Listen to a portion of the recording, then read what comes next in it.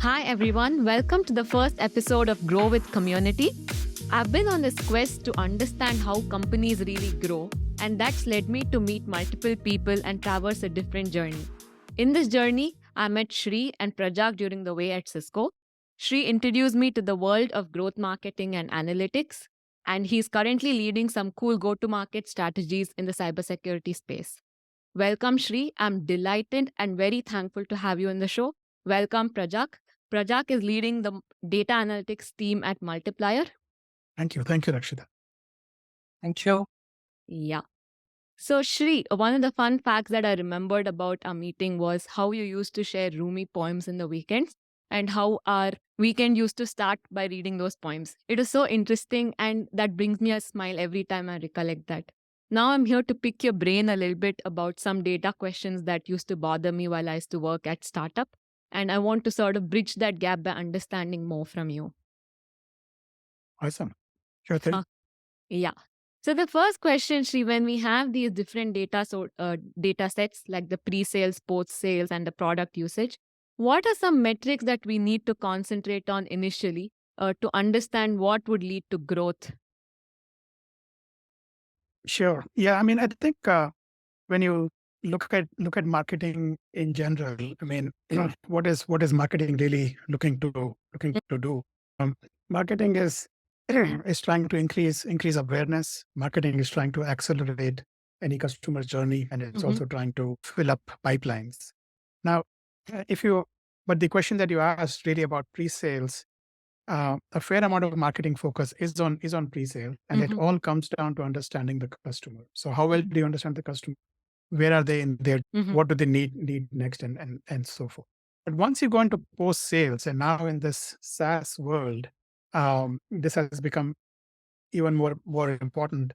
It's all about, is the customer beginning to use whatever it is that they have purchased, whether it's a SaaS product or whether it's a hardware product, and they have to deploy it. So it's all about, yes, the customer has made purchase, but are they using it? So that becomes your North Star for the immediate post sales. You want to make sure the customer is taking advantage of their purchase. And then after that, when it comes into product usage, you definitely want to see whether are we expanding the number of use cases for which that product is being used for. And what often happens is the customer buys it with a certain use case in their mind, but it's up to us, up to the company that's selling the product, the vendor, to make sure that the customer keeps expanding the number of use cases, because that's what ensures stickiness, that ensures renewal, and that ensures a long-term loyal customer. So these are sort of the three big uh, North Stars, or three big KPIs for the pre, post, and product usage, right? Sure. And Prajak, you were mentioning about the difficulties we have in getting clean data. Do you want to touch upon how we we get this to actually reach the three metrics that she just mentioned? No, in terms of getting clean data, that's sometimes not just a clean data problem, it's sometimes also a budget and the infrastructure problem. Because a lot of companies in the early stages, well, not just companies, a lot of analytics team in the early stages do not have sufficient infrastructure in order to get access to data or the sufficient tools which will help them save the warehouses and all of that.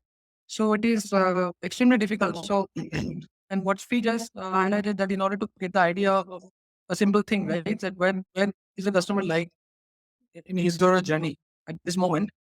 So to get an idea for that, you need to basically first find out what the customer is doing today. If they're coming to the website, what are they doing? What kind of pages are they looking at? Right? So it starts from all there that you get access to, talking very technically, the interaction the customers are having with your shop, which in is today's world is basically the website, right? So before you do that, you cannot even attempt to answer this kind of questions. So setting up a proper data collection procedure, cleaning them, giving them in the one place, and then comes the stage of garnering insights from them. That's how where it all starts. What she mentioned, you can only start to answer these questions when this fundamental is basically done for you, and it is difficult, but good thing is it's a one-time job. So Okay. it's what So Shri, once we get the clean data and once we figure that, okay, what is the customer trying to do in the awareness journey, and that would be like the focus from marketing team.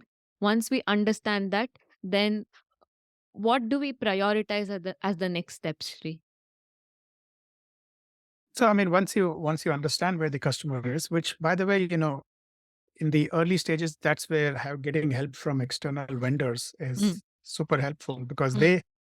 they will probably have a lot more data on your prospects and your customers than you yourself might have. So working with them can be helpful, but they can also be pretty expensive sometimes. Having said that, once you get some information about, hey, this is where the customer is, you can Mm. get very interesting data, especially using vendors who can tell you, hey, people in this particular geography or in this particular region are spending a lot of time in this part of your website. And once you start adding that kind of intelligence into the Mm. mix, then you can plan, hey, oh, there is a trade show coming there. We need to go there and set up an event, or we need to go there and engage with them. And so it's all about understanding what is it that the customer is showing interest in, and then having the right kind of follow-on action. The right kind of follow-on action could be a webinar, it could be inviting them to a demo, it could be all virtual, digitally, or it could be physical events as well. You can say, oh, there's something happening, or we are going to be there, why don't you come there? So the better we understand where the customer is, the more meaningful actions we can take. And it can be very specific to the area, region, Mm.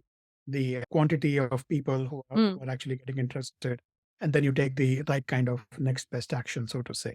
Okay. So that would be a way to start with that. This leads me to the next question about when we are having these signals telling us that this is what the customer preference is. How do we sort of adhere to the changing regulations in the market as data practitioners? What do we need to do to make sure that we're customer centric but also privacy centric?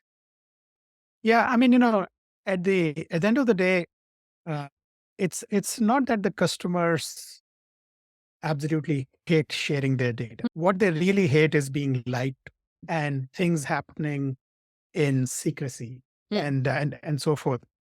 So anytime you are collecting customer information, anytime you are asking them to share any details about themselves, whether it's their name, their job title, company they work for, anything else, you have to first get their permission explicitly, and then be very clear about why you need it, Mm. uh, and what are you going to do with that.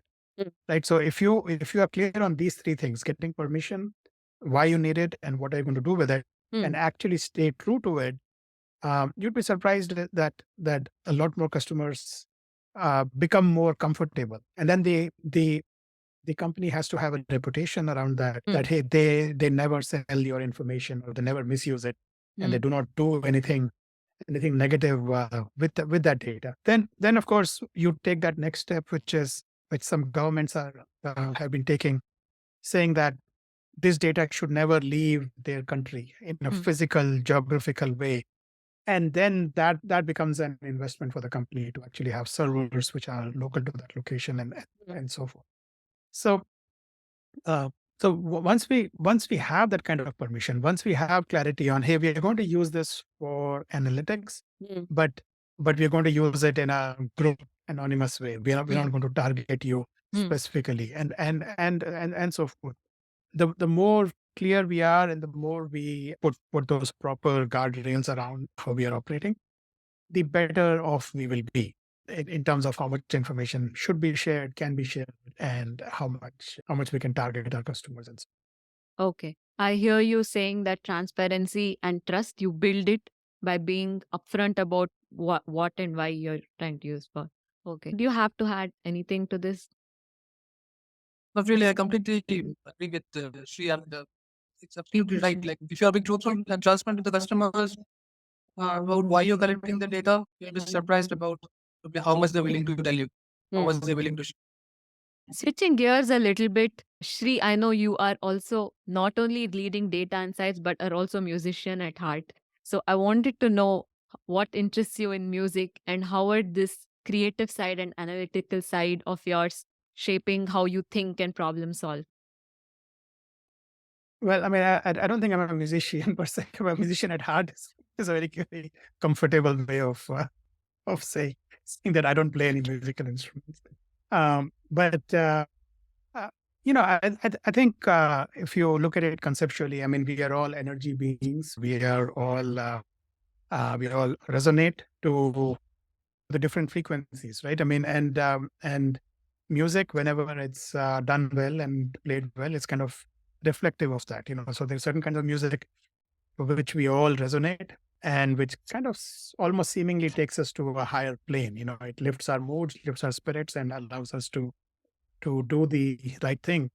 And in many ways, I find that when data comes together in good ways to actually provide insights um, and to sort of help us lift our level of thinking. It's like, oh, we are operating at a certain level, but if we get certain kinds of insights, oh, now that's helping me operate at a higher level. That's where I find that sort of thing.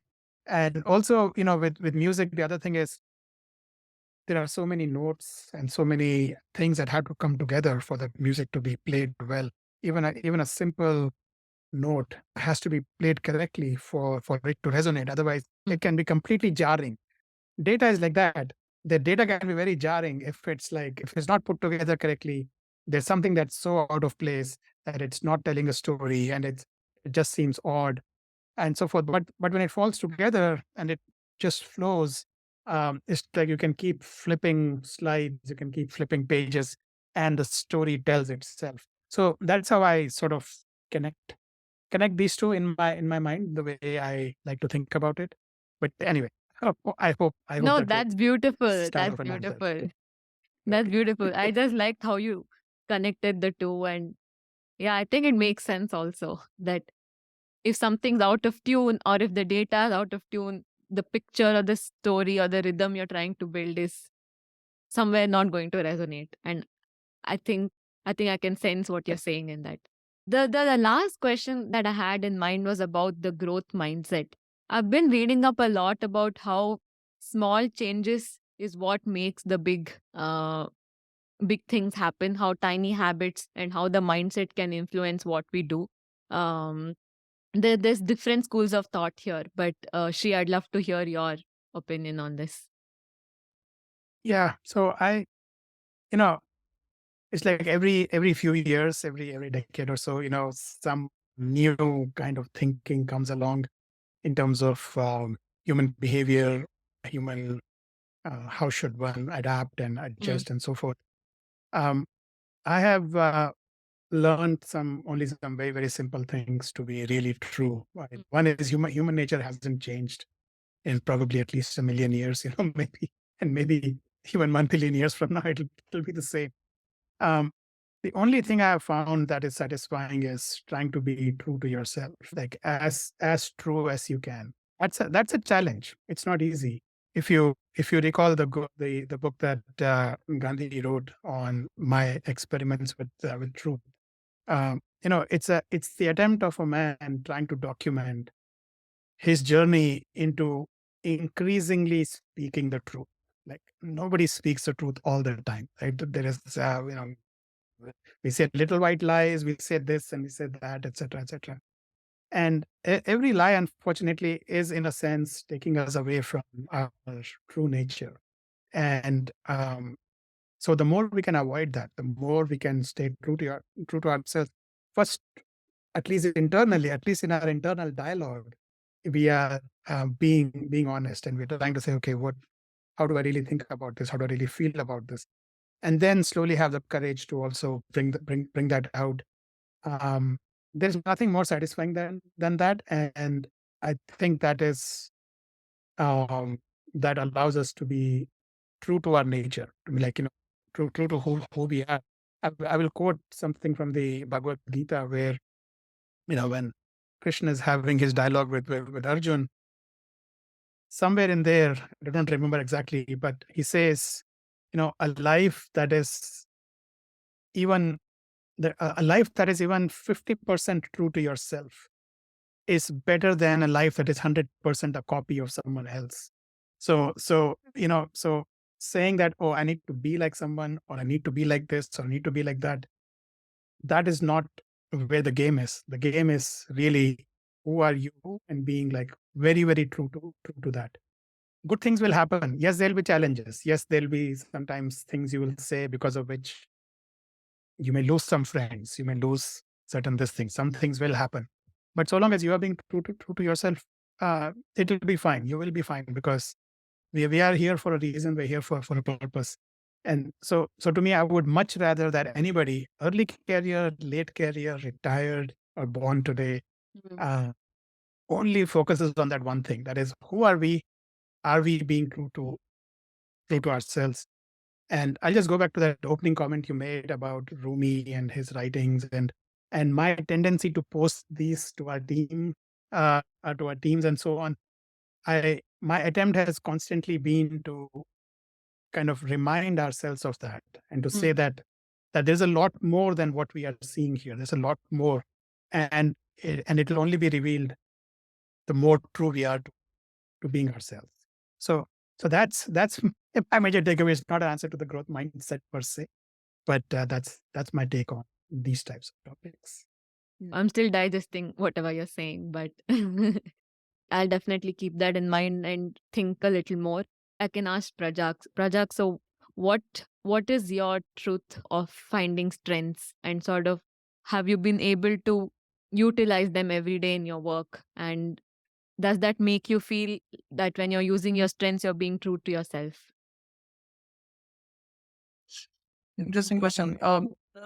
Little part of the question, am I able to use my strengths every day? No, that's just not possible. Am I very clear about what my strengths are? No. For example, recently I figured out that I had to pick up a lot of things at a very fast pace, right? And I was initially, before I started, I was actually scared that whether I'll be able to do them at such short notice or not. But sometimes you really surprise yourself, right? That's there. And like what Sri said, I don't remember the exact phrase, but it alludes to something which I read long time back, that, of course, being true to yourself is absolutely necessary. But I think also what we should do is we should first try to take care of the ordinaries in our life. And if we are successful in doing that, I think we'll eventually find that the extraordinaries will take care of themselves. So first take care of the ordinaries that you have, which in professional term, I think we call the low-hanging fruits. We all that term. You take care of those small little things first, and eventually the bigger things will soon start falling into place. Okay. So yeah, I think that's what. And in terms of using strengths every day, no, Rakshit, I don't think it's possible to be at your best every day. It's not that, and it's okay. It's okay to say that I don't know. It's okay to say that today it's okay to accept that today was not the best. Perfectly fine. But that should not be an excuse for being lazy, for giving up. That's only thing. And if you're willing to come back and try tomorrow, that's a war half won. Wow. I think whatever you said and whatever she said makes me feel like I was not able to be completely true to myself. I also struggled with finding what is it that I want to do, what is it that I have set out to do. Found that challenging, and I think it takes a lot of courage, and even I didn't know, like you said, I didn't know what, and I struggled with that. And I was able to and now I'm able to speak only because I'm not in the shoe of anything, and now I can look back and say, okay, this is who I used to be, and now this is who I am. So that gap had to be created for me to even see myself from outside, and that definitely helped. Mm, yeah. I'd like to share something small, right? Recently happened. So my report is over here. For some reason he had to leave. Not for some reason here. The thing is, he was working in a different practice, and he liked to do that, but probably his performance is not that great. So both of our managers, the one who leads the team, uh, decided him to try analytics. And wanted me to try out this he can do good in analytics. But the thing was, he had no interest in analytics, and that's perfectly fine. He didn't want to do analytics; he wanted to do something else. And because he didn't want to do it, uh, naturally he wasn't able to do good in analytics. But because of a lot of, I don't know, dogmas or stigmas, it was very difficult for him to accept the fact that he doesn't like analytics. He doesn't want to do analytics. And it's perfectly fine. It's perfectly fine. There are millions of things which you can do. It necessarily need not be what somebody has asked you to do.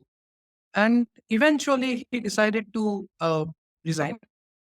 And he told me that I do not want to do this. And I mean, it should be a little bit of a challenge for me because startup culture, you're losing a hand, entire work will come on you. But I genuinely felt good. I genuinely felt good that he mustered up the courage to come and decide that this is not what he wants to do. He wants to do something else. And even if he's not good at that right now, he wants to give it a try. And I'm really proud of him. So he was, like she was saying, he eventually decided to be true to himself and decided, no, I don't want to do this. Right? And he's young. He is just 1 year into his professional life. At that stage, a lot of us, under peer pressure, under bandwagon effect, a lot of things, we start doing things which we are not even sure whether we are going to like them or not. But she had the maturity to take that decision and decide that. I'm really proud. I wouldn't have been able to do that when I was 3 years. So something to learn from them also. Someone who's like 10 or 11 years junior to me. I'm really proud of him. He was true to himself, like she said. Yes. And what is true to ourselves is also sometimes shaped by situations, right? You don't, like, sometimes you pick it up as you go and then you figure out, okay, this is me, this is. So, I yeah, would say it's a it's, journey. it's instinct. Human instinct is the most sophisticated forecasting device in the universe. So you have to trust that.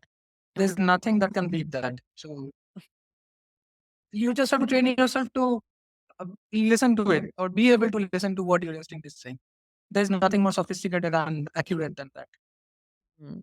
Okay. What do you think, Shri? Yeah, no, I think that's well said. I mean, you know, in our heart of hearts, we often know the answer. We often know the answer a long time before. But and the problem is most of the time, one is we have this internal commentary going on all the time, and then you have external input, and then our years of conditioning. It's like take a heart and bury it under as much stuff as you can, and then by the time you dig it all out and say, oh, am I saying this because this is what my family wants, or this is what my friends are saying is successful, or maybe I'll be praised, I'll get fame, and the thing is, being a human being, right? All these things do affect us. I mean, we cannot deny that. Our surroundings affect us, friends affect us, our culture affects us. Everything has an influence on us. So the question is, how do you get past it? And as Prajak was saying, yes, the instincts, your body, your soul knows it, but then the challenge is, yes, it knows it, but can we listen to it? Are we listening to it? And so training ourselves to that, practicing that, half the time, the only reason meditation is done, apart from calming mind and all that, is to learn to listen, I mean, internally, we are as intelligent as anybody else. There is nothing more to add there. As a child, yeah, maybe, you have to be trained in certain ways. There used to be this thing, there are some kids who know at a very young age exactly what they want to do. They say, hey, I used to be somewhat jealous of them, not in a bad way, but in the sense that, wow, they know what they want to do. I have never known what I wanted. Like, never. It's like, well, you want me to do this? I'll do this. You want me to do that? Because, hey, you have a reasonable amount of intelligence, reasonable amount of energy. If you have your health, you have your mind, you can do a lot of things, right? I mean, it's like we can do a lot of things. You apply basic logic, basic this thing. You can solve a lot of problems. There are some skills which require a lot of training, yes. But then, okay, sure, but not knowing has its problems. And I really don't know exactly what I should be doing. So we just follow whatever is being said, and whatever we are trying to go through. There are these few truths which are always there. You know, if you look at it purely from a social aspect, earning income aspect, if you are really among the best of the best, you're going to make a ton of money. You're going to make a lot of money. Like, so the higher up you can push yourself in that area, it's like the difference between the top 10%, bottom 90% is huge. The difference between top 1% and the remaining 9% is astronomical. And so, so in any field, you can actually push yourself to a very good height. But the only way you will do that is if you really have passion for that, if you really like it. And what do you mean by having passion for that? Everybody says be passionate. How can you be passionate? I can't be passionate about 99% of the things that are out there in the world. Right? I mean, so you develop passion because you have a certain interest from within, and you develop a certain amount of skills, and you figure out that you're actually good at it. Then, all these things come together, and then you say, oh, okay, yeah, I actually really like it. I don't mind working late hours on this. I enjoy doing it. So, it takes a lot for bringing it all together. Again, I'll go back to Mahatma Gandhi again as an inspiration. What's prompting him? He was a fairly decent lawyer. He was successful in a why worry about the Indian cause in South Africa? Why is it bothering him so much that he has to lead protest and do all of those things? Right? I mean, it has to bother you enough, right? Again, to Prajak's point, I mean, instinctively from your inside, it has to move you so much. It's like, nah, this is not good.